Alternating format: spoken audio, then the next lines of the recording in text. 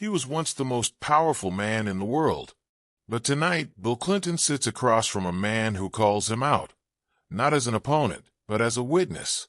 Professor Cornel West doesn't want an apology. He wants the truth. This is the reckoning. The moment Clinton entered the studio, you could feel the air shift. Not because he demanded attention. He never had to.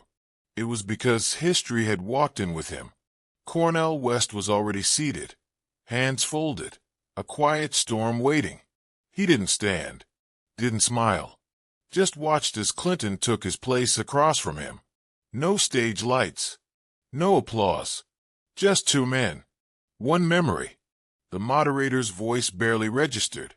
Tonight, we're joined by former President Bill Clinton and Dr. Cornel West. Our topic, race, justice, and the legacy of leadership. He turned to West first. Drive west. Cornel didn't hesitate. His voice was low, calm, the kind that hits like a sermon even when whispered. I came here tonight not to shame a man, but to confront a truth. In 1994, you signed a bill that put more black men behind bars than any law in modern history. You called it justice, but the streets called it something else. They called it a funeral in slow motion. Clinton didn't flinch. Not yet. Cornel, he said, hand steepled in front of him. I was responding to the cries of cities torn apart by violence. My job was to protect citizens. Cornel's eyes didn't move. Which citizens, Mr. President? Because the ones crying under that bill were already hurting. You didn't fix their world. You put them in cages. We begged for jobs, schools, dignity. You gave us prison beds. A beat of silence. Clinton's voice softened, edged with something almost like regret. You think I don't know that now? You think I sleep well knowing the unintended consequences? Cornel leaned in slightly, voice sharp. This ain't about your sleep, Brother Bill. It's about the boys who never saw their 20s. It's about the grandmothers raising grandkids because their sons never came home. You gave America a policy, but we got a wound that never stopped bleeding. Clinton didn't interrupt. Couldn't. He looked away for a moment, then back again. When he spoke, his voice was quiet. I thought I was doing what was right. I didn't see what it would become. Cornel's tone didn't rise. He didn't need it to. Power blinds, Mr. President. But now you see. So what do you say to them? To the fathers who lost decades? To the children who called prison their second home? What do you say now that you've seen? Clinton closed his eyes for a moment. I say, I failed them. I failed you. I failed by thinking punishment was policy. I failed by not listening. For the first time, Cornel West nodded. Just once. Then say it out loud. Not just to me. To the nation that still bears the bruise. Say the system broke people. And say you helped build that system. Clinton looked up, and this time, there was no politician in his face. No defense. No legacy to protect. We broke them, he said. And I helped. And if my words tonight do anything, let them begin to make room for healing. The room was still. But in the silence, something cracked. Not shame. Not blame. Just the sound of truth, finally being spoken. And for the first time in decades, Bill Clinton didn't try to steer the conversation. He just sat there, still, and listened. The clip went viral before Clinton had even left the building. A single sentence, we broke them, and I helped. 6 words that ignited headlines, flooded timelines, and sent political analysts into overdrive. But for Cornel West, it wasn't enough. They were still in the green room. The camera's off now, but the real conversation had just begun. Clinton sat hunched slightly, elbows on knees, eyes downcast. Not from shame, at least not entirely. It was the weight, the kind that comes when you realize you didn't just disappoint history. You helped shape its darkest corner. Cornel leaned forward, fingers laced. His voice was quiet, But even now, it didn't let up. You understand now. I hear that. But understanding doesn't undo 20 years of devastation. You said you failed. But Mr. President, failure isn't passive. You didn't just fail us. You chose policies that buried people alive.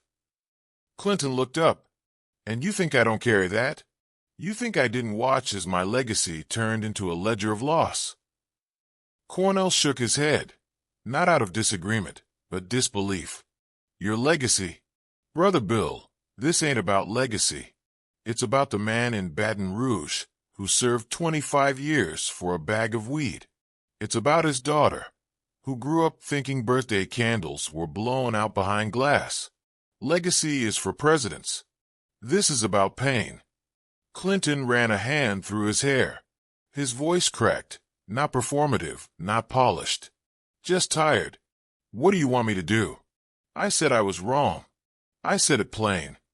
Saying it plain is a start, Cornel said. But words without restitution are just echoes. There was a pause. Clinton's jaw clenched. You want me to erase the past? No, Cornel answered. I want you to own it. Out loud. Often. Not in a studio. In front of Congress. In front of black mothers. I want you to walk into South Central, into the Bronx, into Tulsa, and say, this wasn't just politics. It was punishment. Say it with no teleprompter. Say it to their faces. Clinton's eyes narrowed. The fatigue turned to frustration. You think I haven't tried to do good since then? I've funded programs, spoken at schools, worked with reformers. You think I just walked away? Cornel leaned back, eyes never breaking. I think you walked above it. You wrote checks while others wrote eulogies. You showed up for speeches, not funerals. The words stung, not because they were unfair, but because Clinton knew they were true. Outside, the producers paced, wondering whether to call them back for a follow-up segment. The buzz was electric. America was watching again. But inside that room, the energy was different. Quiet, heavy, real. Clinton finally spoke. If I go public again, raw, no spin, they'll say I'm just chasing redemption, that I'm trying to rewrite history. Cornel's voice lowered. Then let them say it. Redemption ain't fake if it cost you something. This isn't about being forgiven. It's about being useful. You're still alive. Use that breath. Use that guilt. Speak until the system you helped build starts shaking. Another silence. And then Clinton nodded. Once. Slowly. Then I'll speak. Not for my record. For the people who don't get a microphone. Cornel didn't smile. But he stood. Then I'll stand next to you. But the moment you spin it, soften it, politicize it, I walk. Clinton rose too. And for the first time, they shook hands. Not as rivals. Not even as equals. As two men holding a truth so heavy, it took both of them to lift it. The apology had gone viral. Headlines called it historic. Commentators praised Clinton's raw honesty. Even late-night hosts joked, looks like Bill found his soul in a green room. But in South Philly, in South Central, in the South Bronx, they weren't laughing. And on a Thursday afternoon at Howard University, the room was standing room only. It wasn't a rally. It wasn't a celebration. It was a town hall. And Clinton was the guest. He walked into a mix of cheers and silence. Some students clapped, cautiously. Others stared him down like a symbol carved from old stone. Cornel West was already seated on stage beside him, arms crossed, eyes heavy. Moderator, a 22-year-old senior named Jayla Monroe, political science major, activist, and Clinton's sharpest critic of the night. She didn't bother with pleasantries. President Clinton, thank you for coming. I'll be honest, we didn't invite you to feel better. We invited you because people are still hurting. So tonight, I ask one thing. Don't give us speeches. Give us answers. Clinton nodded, tired but focused. I didn't come to be comfortable, he said. I came to listen, and to do what I can. Jayla's first question cut deep. Do you believe the 1994 crime bill created the system, or simply fed it? Clinton didn't blink. It did both, he said. It answered a crisis by building a bigger one. I thought we were protecting lives, but we ended up destroying them. That's on me. A murmur moved through the crowd, part disbelief, part recognition. Cornel didn't speak. He was watching Jayla now, watching her navigate the weight of confronting a president. Jayla, so what now? We hear your regret, but regret doesn't repeal. Regret doesn't get my uncle out of prison. Regret doesn't rebuild a community. Clinton looked at her, really looked at her. You're right. Regret is a whisper, but I want it to be a hammer. She raised an eyebrow. Then swing it. What do you propose? Policy, not poetry. Clinton took a breath. Federal sentencing reform. End mandatory minimums. Restore voting rights to ex-offenders. Invest in public defenders, like we do prosecutors. I'll advocate. I'll fund. I'll show up. Jayla didn't flinch. Will you call out the same Democrats who still defend that bill? A pause. A long one. Yes, he said, even if they were once allies. That landed, but the room wasn't done. A young man in the audience stood up, hoodie pulled tight, voice shaking with something more than anger. You ever visit a prison, Mr. Clinton? Not a photo op. A real visit. You ever looked a man in the eye after you wrote the law that put him there? Clinton blinked. No, I haven't. The student's voice rose. Then do it. Don't just say you're sorry. Go face it. Walk into Rikers. Into Angola. See what your policy became. Then talk about reform. The room applauded, not wildly, but hard. Real. Clinton's shoulders dropped. I'll go, he said. You set it up. I'll go. Cornel finally spoke. You ready to see what power forgets, Bill? Not numbers. Faces. Voices. The ones your pen ignored. Clinton didn't answer. He didn't need to. Because this was the price of reckoning. Not just hearing the truth, but walking into it. After the event, cameras swarmed. Pundits speculated. But in a dorm room that night, Jayla sat alone and watched the clip back. The moment Clinton said, "Regret is a whisper. I want it to be a hammer." She whispered to herself, "Then hit something, old man." He doesn't get to prepare. No green room. No audience. Just cold concrete. Metal doors that clank like indictment. The air hangs heavy with voices that echo past mistakes. Bill Clinton arrives at the state prison before dawn. A single guard leads him through the gates. He passes cell blocks, rows of bars, the flicker of fluorescent lights overhead. No cameras allowed inside. No press. Just walls and souls. Cornel West waits with him at the entrance. Not as an escort or guardian. As a witness to accountability. Clinton's shoulders slump. No suit, no tie. Just a battered jacket. He glances at Cornel, who meets his gaze.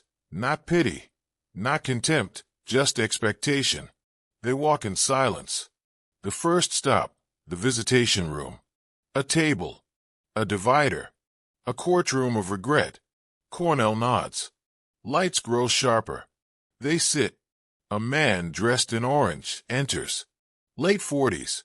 Face familiar with prison time. This is Marcus Johnson, 23 years inside. Sentenced under laws now widely criticized, laws Clinton helped enact. Clinton preemptively inhales.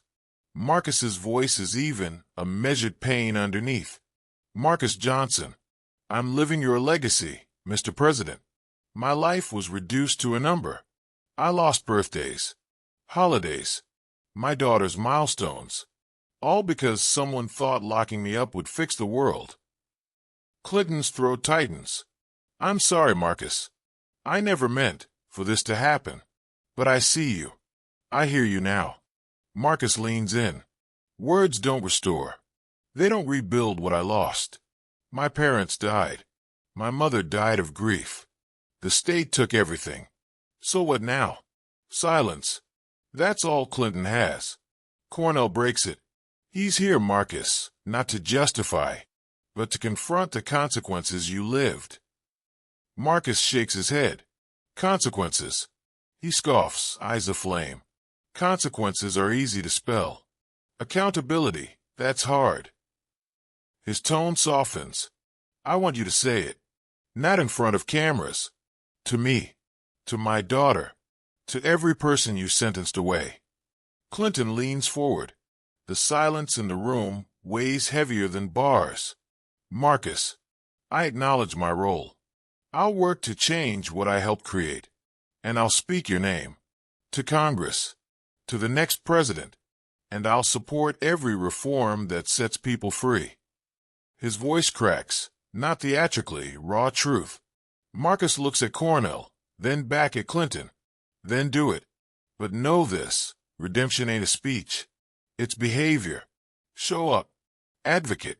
Build systems that undo the harm. Clinton nods again, tears welling. Not from guilt, but from the weightlessness of finally bearing it. They leave the visitation room. Cornel speaks softly, voice echoing down the corridor. This is real talk, Bill. Not sound bites. Not headlines. This is the unseen. Clinton runs a hand over the wall. Every time I signed, every time I stayed silent, decisions like these cells filled. Inside those bars, that was something you could hear. Not numbers. Not stats. Just people. Cornel sees his guilt, his regret, but also something else, determination. They walk through the yard. Inmates look away. Some stare. Their eyes are open wounds.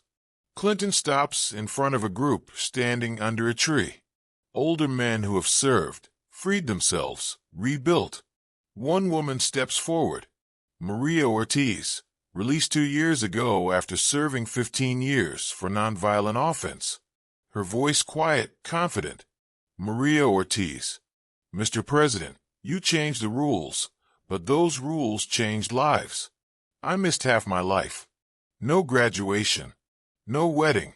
No graduation parties. Just bars and counting days. Clinton meets her eyes.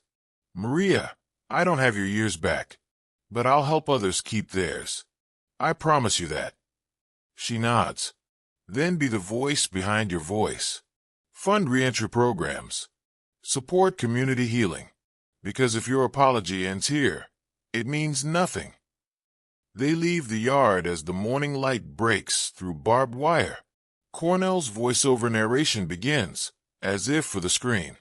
Power left a mark. Accountability leaves a legacy. It's not in the silence. They hear you in your footsteps, Mr. President. Your reckoning is not just in words. It's in every corridor you walk today, and every life you promised to change. Then Clinton's voice, barely audible.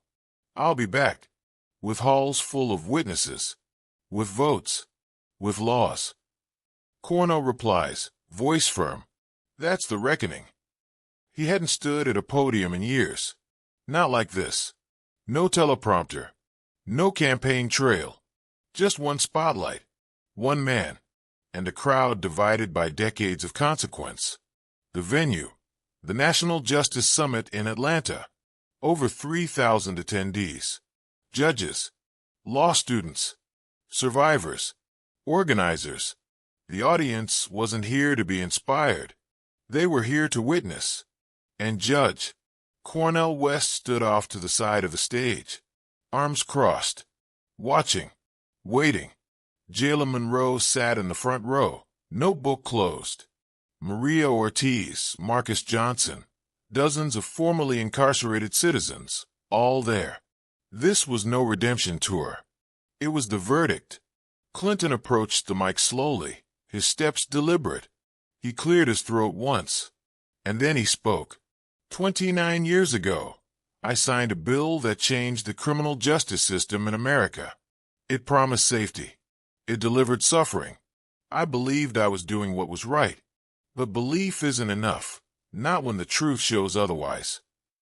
The room was silent. For years, I defended it. I hid behind data, behind politics, behind the comfort of not looking directly at the damage. I failed. A few audible exhales, some nods, others unmoved. I met the faces. I walked the halls. I listened. I wept. I was told that apologies mean nothing without action. And they're right. Clinton looked to his left, made eye contact with Maria, then Marcus. So here's what action looks like. Starting today, I'm committing $10 million for my personal foundation to fund grassroots reentry programs, designed and led by formerly incarcerated leaders. Applause began, hesitant, then stronger. Second, I'm launching a national speaker initiative, bringing survivors of mass incarceration into high schools, colleges, state houses. If I help build a false narrative, I'll now help dismantle it. Then his voice lowered, more solemn. And third, perhaps most importantly, I will testify before Congress this fall. I will call for the repeal of federal mandatory minimums and demand retroactive sentence reviews. I will look them in the eye and say, I got it wrong. Now it's your turn to get it right. The room erupted, not with celebration, but recognition. Not forgiveness, but gravity. Jailer stood up, slowly. Then Cornel. The applause grew, not just louder but heavier. It wasn't for who he had been. It was for what he finally chose to become. But the reckoning wasn't over. That night, the speech aired in full. News anchors debated it. Pundits rolled their eyes. Clips flooded TikTok. Comments poured in. Too little, too late. He finally gets it. Redemption Tour PR stunt. Say what you want, he showed up. But something else happened too. In Detroit, a young girl watched the speech next to her mother, a former inmate. She asked, Mom, is that the man who changed your life? Her mother nodded. He changed it once. Maybe now, he'll help change it again. In St. Louis, a judge rewatched the address before sentencing a 19-year-old. He reduced the charge. In Oakland, a state senator rewrote part of a proposal to include retroactive reviews, citing Clinton by name. The ripple had begun. Clinton returned to Harlem. Alone, he walked by the community center, where he'd once spoken in '96. Back then, the speech had been about personal responsibility. Tonight, that phrase felt hollow. He sat on a bench outside. Cornel joined him quietly. No cameras. No press. You did what you said, Cornel murmured. Not many do. Clinton didn't smile. Just nodded. It still won't bring them back. Cornel's reply was soft. It's not supposed to, but it might keep the next one from being lost. They sat in silence. Two men, once divided by power and pain, now linked by something more difficult, responsibility. The final shot is this. A notepad on Clinton's lap, handwritten across the top in block letters. Tell the whole truth, even when it hurts. Underneath, a list of cities, a list of names. No campaigns, no memoirs, just the road ahead. If you like the video, don't forget to subscribe and press the like button.